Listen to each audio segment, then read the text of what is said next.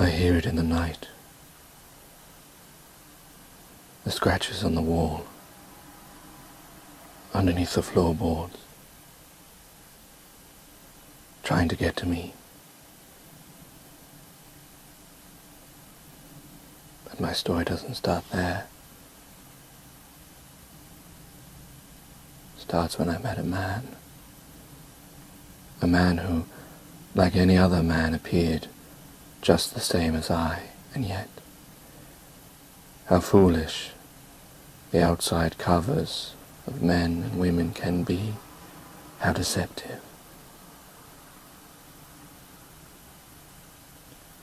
For man is more than what he utters, more than what he thinks. It's complicated, like a jigsaw piece of 1,000,000 pieces. And you may have a few, but that doesn't mean that you have a complete picture.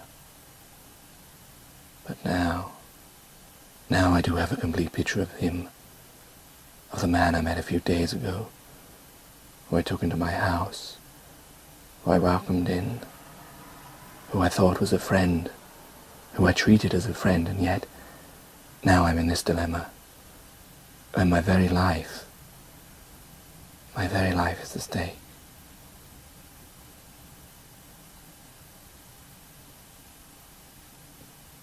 He wanted to get to know me.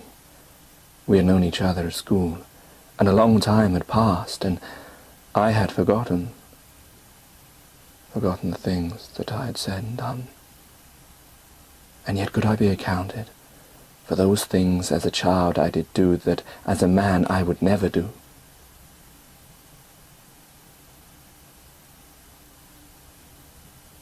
But I am to be held accountable for them by him. For he remembered every last word, as if he was reading it from a script. Even I had to question him over things he said that I had no recollection over. And yet of the things that I did remember when he spoke them, I knew that he was better judge of what had passed between us than I was. I felt shame at what I had done to him, how I had treated him. And so I tried to make up for it by letting him in the house, by making him a cup of tea, by offering as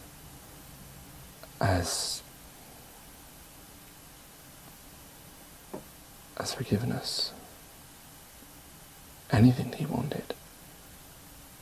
I even told him, if there is something about the house that you want, it is yours, and then let the past be the past. And he did look, but he didn't want anything. Nothing. For he, in his mind, had already said what he wanted. It was me.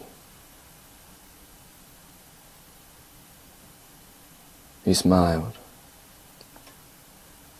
and then he said that he wanted to take his leave of me, and I let him go, and I thought nothing of it for the next 2 days, until I started to hear the scratches in the wall.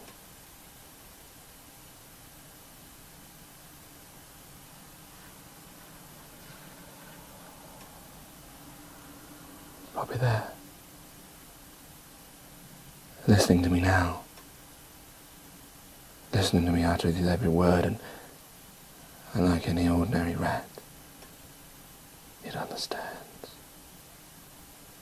It reacts to what I say. So much so that I've taken to whispering. I hear it in the floorboards as I sleep. I pull the blanket further over me, and then I feel his tiny feet on the blanket. I pull it back, and there it is, staring right in front of me. Its sharp teeth, its long claws, ready to sink them into my neck, ready to consume me and to take my life, ready to take me to the living world, to the dead world, to wreak the revenge of its master. And then I bolt upright from a sweated nightmare, for so far This creature, this rat, has not been able to escape. For every single hole that I have managed to find, I have blocked. The rat is trapped in between the walls, under the floorboards, in the roof, but not in the rooms where I am. But I hear it scurrying, and it becomes every night more and more frantic, scratching deeper, through the rocks, through the wood. I feel it's using its teeth to gnaw its way through the wood, and to get to me. Sometimes when I have a close look at where there used to be a hole, where it thought that would be the easiest way to gnaw its way through, I see drops of blood, or what looks like blood, where in its effort it is gnawing its way through at its own pain. How do I escape some kind of creature like that will go to those kinds of lengths to get to me?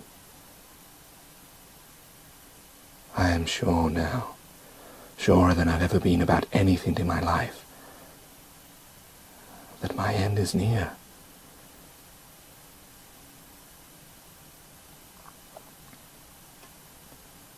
And the greatest fear is coming. For as night continues, I have started to hear scratches in different parts of the room at the same time. Like ordinary rats, they find it easy to multiply. I hear them scurrying, and I'm in the dark, when the lights are all out, when I'm sleeping in my bed, in comfort, in what I think is safety, and yet it is no more safe than if I had all the lights on, and there were people outside that I could scream and shout to for help. For who would believe me of the predicament I find myself in now? Who would believe what I have come to believe of these rats? For I have no way of proving it. For anyone else, for any authority, for any person that came to my screams, they would think I was mad. Or am I? Am I indeed mad, and that is the answer to it all? And yet I don't feel it. I feel that the thought that I have come up to explain these rats, the way that they know what I'm thinking, the way that they do not behave like ordinary rats, is very much true.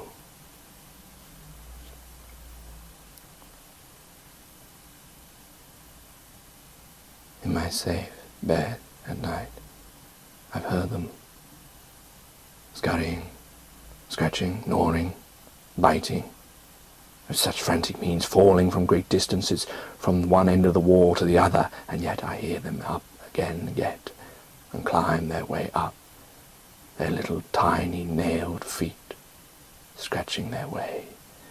And I imagine what it would be like to have them run across your face, to have them scratch it off, little by little, a small scratch here, a small scratch there, until it joined up the whole of the front of your face, and then it scratched it all off, and then with its bony teeth started to gnaw its way through the flesh of your face till it got to the bone, under the nose, under the eye, and then it buried its way through your eye socket and into the brain, and consumed at it, and you'd feel the pain, but you wouldn't die. Not until it got to the bits that would stop the automatic features of your body, and then you'd stop breathing, or you'd have a heart attack, and then you would die after experiencing so much pain of this rat crawling its way, burying its way into the very brain that keeps you alive, that keeps you feeling the pain of that it is causing and understanding it.